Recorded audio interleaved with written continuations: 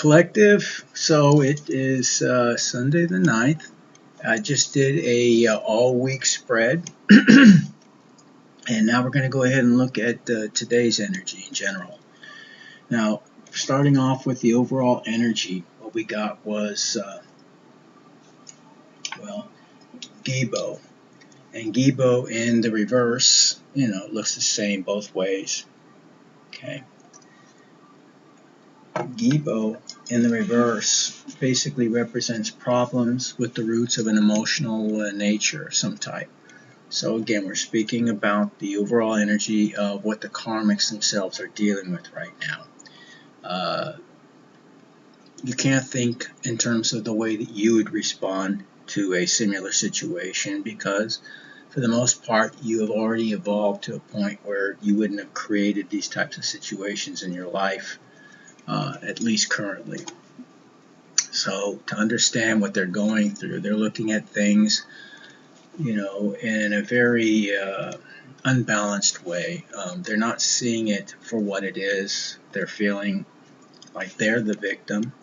They're feeling, their ego is getting in the way of them seeing the truth in a large manner here.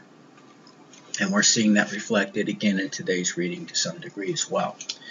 So I want you to understand, whoever it is that this is actually referring to in your particular, energetic field, they're not very stable. Okay, they're not stable at all, not emotionally, certainly not spiritually. In fact, there's a lot of implications here that they may be, for lack of a better way of putting it, taken over by, this way of thinking, perhaps even from a energetic standpoint, from other fields of energy or influences. They are concerned very much, of course, about what people around them think and feel, and they're responding in a way that they feel is going to be more inclined to getting along and going along with those around them, even if they find them to be in some ways even disgusting, or that they don't have a lot of respect for them. They just want to go along to get along, kind of a thing. But also it implies that they may be being influenced by, again, spiritual forces or energies that we cannot see.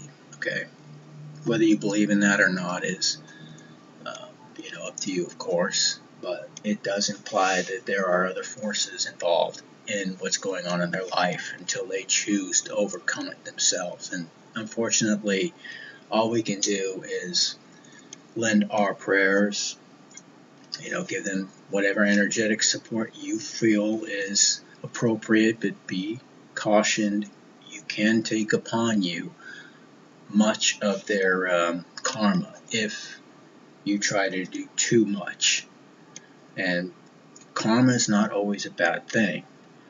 Again, it is our way of becoming more aware, if we're completely unaware, of the things that we need to change in order to grow in our life, okay? To evolve, if you will, so to speak, in a spiritual aspect, or to become more aware of who we really are spiritually, maybe is a better way of putting it.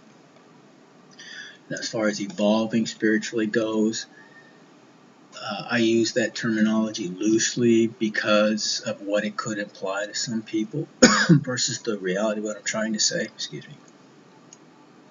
But what I mean by that is that you are already complete who you are, but you may not be aware of it because of your upbringing, because of what you've been taught to believe is true, because you haven't taken the time or made the effort to discover the truth for yourself yet and go really deeply within. But as a result of that, we have to evolve. So that's what I mean by utilizing that terminology. We don't have to accept a lot of the things that happen in our lives today. It is what it is. and it can be looked at as being something that's created to be able to harvest a lot of the lower vibrational energetic states that we find ourselves resonating in because of the way the world is set up. And it teaches us to believe and feel and so on. And that's, again, a whole video by itself. But getting back into this, what Laguz in the reverse talks about is escaping, a sense of escapism, not wanting to accept reality or even discover what it is, but trying to use substances, situations to keep us preoccupied so we don't deal with the reality of our situation. Talks about a variation of temptations, greed, doing things against one's own conscience, a period of confusion, possibly making many wrong decisions at this time, poor judgment, having a lack of creativity, which is a telltale sign all as well of the lower vibrational entities we talk about in the lower fourth vibration, which is where demons or archons or the jinn and what have you actually presumably inhabit, or those negative energies that could have some sphere of influence upon those who are also vibrating in a very low resonance. Excuse me. So lack of creativity is among those attributes. Feeling stuck in a rut or cornered is another aspect of Laguz in reverse. Fear, again, very low vibrational. The opposite of love, in fact, is fear. Circular, reasoning and feeling that you're going in circles in your life, not able to get out of that particular wheel. Sense of avoidance, not wanting to deal. Perhaps maybe a sense of obsession and madness setting in, despair, perversity, sickness, both mentally, physically, and spiritually, and perhaps even feeling suicidal. So again, this is not my collective. This is somebody very energetically attached to somebody in the collective. Now, and if you're watching this, that means somebody that you know or know of is going through this right now, whether you are consciously aware of it or whether you're very knowledgeable about this or maybe not even aware of it. But somebody definitely is if you're watching this. Now, the present energy we have right now is a good one. It's Urus. I have this one tattooed on my chest. It talks about basically strength, like being strong as an ox. That actual saying comes from the Vikings, if you will. And Urus in particular, which actually represented now extinct ox, a great beast called the Uruk. And basically this ox was hunted into extinction some 500 years ago or thereabouts, but it was an extremely sturdy, very powerful beast. Huge horns, the whole 9 yards. So it represents those types of attributes: strength, health, vitality. Talks about, the untamed potential, if you will. Talks about maybe a possible promotion as well. Distant influences. Talks about the time where great energy and health is present. Talks about a sense of freedom. Lots of energy and action available, sense of courage and tenacity. Talks about understanding and wisdom. Also, they're considered wise beasts. Talks about sudden and unexpected changes occurring. Talks about, of course, masculine potency and sexuality. Again, talks about shaping of power or shaping of one through their own desire, through their own will, if you will, the will to create a better version or complete version of yourself. It talks about in magic, okay, it's used basically whenever health, strength, and vitality are something of concern or an issue, or maybe you want to increase that, say, for example, before a workout or a competition of some kind. This particular rune can be used in that capacity. Now, in terms of our challenges and obstacles, what we have is Fehu, and that's actually a very positive rune. This is the goddess Freya's rune, if you will. It looks something like a broken F, so to speak. And Fehu, basically in the upright, which it is, represents not only the goddess Freya, which is the goddess married to Odin, but also the goddess who taught Odin magic, if you will. But it represents cattle, which was a form of wealth back in those days. So it means wealth and abundance. It means fulfillment, power, material gain, possessions. It talks about whether those things which are earned or won. It talks about earned income, financial strength, and prosperity, either now or in the very near future. So it talks about signs of hope and plenty. It talks about success socially. It talks again about energy, foresight, fertility. So lots about both fertility, energy. I mean, there's just a lot about those particular subjects that we're seeing both within the week and also daily in terms of the positive attributes. And there's not a lot of the positive that we're seeing throughout this week. Most of the energy was dealing specifically with karmic energies, those who are around us that are either very openly or secretly going through these things which are attached to us. This is one of those positive attributes that are specifically for the collective. So if wealth is something that you've been concerned about, rest assured it's coming. It is coming. So it also talks about, in terms of magic, again, increases of your productivity and abundance, and it can be used in that capacity magically. Okay. And again, just like I said earlier, if you want me to go more into depth in terms of the magical aspects of these, I will consider that and possibly put that out there. I just know that there will always be those, especially that are trolls, that are coming here and they will use that and try to twist it into something that it was not meant to be. It's not evil at all. It's no different than praying for a specific outcome in something. Okay? When done right or high vibrationally. You can use magic or manipulation, of course, in the very negative aspects too, where you're trying to force your will upon somebody else's will. No, unknowingly, usually. That's very low vibrational, negative, and you will reap the rewards of that, by the way, at some point, even if you get away with it, for a certain period of time. And there are people I know who are watching me right now that this is very, very specific to. So you have been warned. I have warned you for 3 straight years, and I give you yet another one that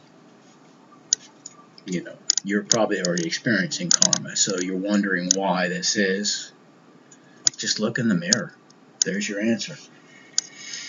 Now, as far as our help and advice goes, we got Dagaz, but Dagaz again is in the reverse. So we saw that twice for the overall week, and we're seeing it again today as far as being in the reverse. So it means basically having an attitude, radical changes coming. It talks about completions and endings of something, or limits. Again, it talks about going full circle in something. So you might have gotten to a point where you were doing really, really well, but now things are caving in. Now you're going back to where you started because of what you did. You were allowed to experience certain things, and you were maybe given a certain amount of energy or gifts, and you've misused them. So now that you're losing those gifts. And again, I'm talking specifically to the karmics in my particular life, which I know is reflective of some of you as well out there who are going through similar, events in your life. So I'm talking to those cross watchers who may be watching in behalf of my collective as well. You're experiencing what you have basically sown. Whatever you sown, you are now reaping, you know, that effort, that energy back. You got nobody to blame but yourself. Right? Now, as well as coming full circle and feeling, basically blind and hopeless, magically it can be utilized in opening and closing rituals of various types. And it's used in transitioning, either physically or emotionally, in some way, shape, or form. Now, for the overall weekly energy, again, we got Gibo, and Gibo is in the reverse. And Gibo in the reverse talks about problems with the roots of an emotional nature. Okay, it talks about greed and loneliness, dependence, over-sacrifice, obligations, toil, privation, isolation, and bribing or bribery, bribing your way out of situations you created. You may have gotten away with that in the past, but those days are coming to a close too. And all those who have bribed are also going to reap the benefits of their actions, right or wrong. If you bribe them, then they're going to end up paying the price for that. But in magic, it's used basically to help increase one's luck and abundance, and it's also increasing the power of the runes surrounding it, especially when used as a bind rune. And a bind rune is simply where you have two or more runes that are superimposed upon one another to increase the overall specific energies of those specific or individual runes together. So, this is an example of a bind rune where I have what looks like the peace sign here. This is Algiz.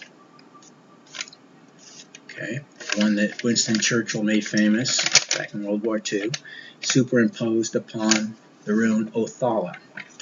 So this can be used basically to guard the threshold of your home. Okay, Algiz being one of defense and guardianship and things of that nature, and of course Othala representing heritage, home, dwelling, things of that nature. So it's used basically to defend your home. Okay, I'm not going to go any further into that until like I said, I feel comfortable with it or I'm asked to do so.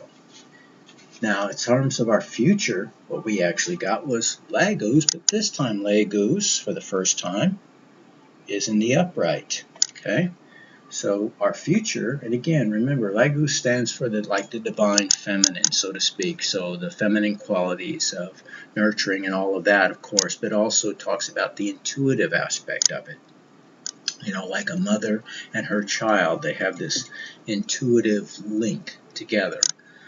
Well, intuition is something that can be developed in men as well as women, and we all have masculine and feminine attributes. And basically, we want to try to learn how to balance those things, to control those things which can be looked at as negative. The negative is not bad. We need the negative in some cases to overcome certain things, or to give us the fire that we need to get through an obstacle of some kind. But we need to be able to control it instead of it controlling us. We need basically the other aspects as well, that are basically, again, nurtured and disciplined. That's the best word I can think of, is disciplining your use of these energies in a way that is positive and not negative. Okay, so Laguz stands for water or emotions. Those two things are interlinked, especially in the world of tarot or Mediterranean divination. It talks about dreams, and of course, like I said, the feminine aspect of things.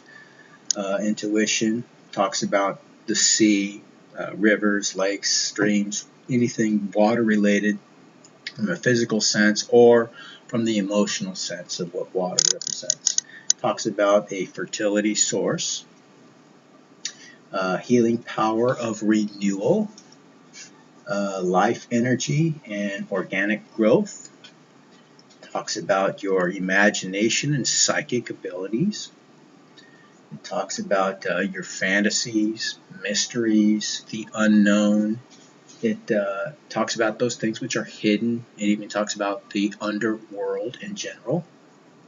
Now, their underworld is different than what Christianity looks at. They actually have a place called hell as well. And hell is not necessarily a place of torment. It's a place of reflection for the Nordic belief system. And that's where basically those who didn't die, if you will, heroically in battle, instead of going to Valhalla or to the goddess Freya, she gets half of them too. They end up going to hell as a place to reflect and so on. Now, it also talks about, those things, again, of the deep, the underworld, things that are hidden. It also refers to perhaps success in travel or acquisition, but with the possibility also of losses.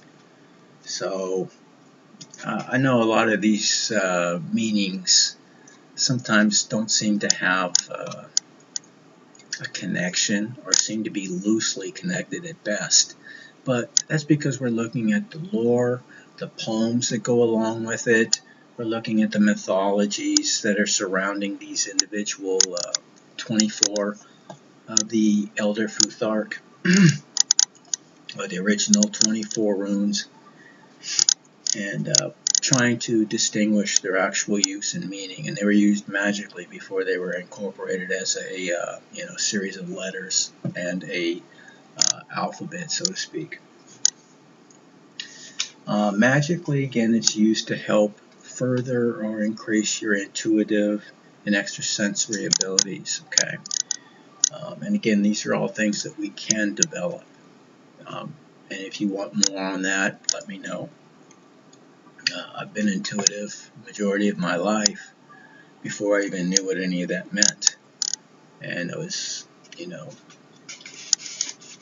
basically led to believe that maybe it was a little different and so on, because I could see things before they happen, and I call them out before they happen sometimes, and people, because they haven't happened yet, think that you're weird or whatever, but then they happen and they become scared of you, after that. And it's not something to be scared of. It's something to embrace and be thankful for. It's something that we all have, but the powers that be have found a way to basically, if you will, not all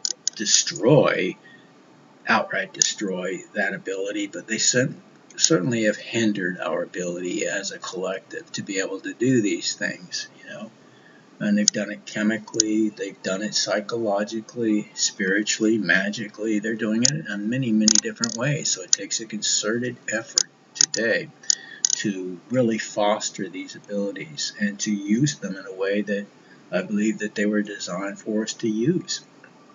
And again, it's not just for self-edification, but to edify the collective as a whole. And if we all did that, just think where we would already be. I mean, this world would be quite a bit different if we all worked together and edified one another and helped each other to be the very best versions of ourselves that we could be. Of course, there's always going to be those within the collective who are, I hate to use the word sheep, but that's exactly the way that they act and respond. They follow, whatever person or group that has exerted themselves in a place of leadership, whether they are worthy of that position or not. And as a result, they're led to the slaughter, so to speak, literally. You have to be, again, to be in high vibration, basically you have to be at a place of being very authentic, being who you are, not what people want you to be or believe that you should be, but who you generally are on the inside, and do it outwardly and without any apology. Be that person, and then you are the person that you were created to be. And as a result, your gifts will manifest. Your blessings will manifest. Sometimes it takes a lot of, going through hell and back before those things are realized. And I can attest to that. I mean, I'll get into that a little bit later on. But I've gone through a lot, okay? I know a lot of you have as well, and most people in the collective have. You've had to prove, indeed, you are who you say you are. That you've had to prove that you're not just talking the talk, but you're walking the walk. Alright? And it's not an easy place to be in.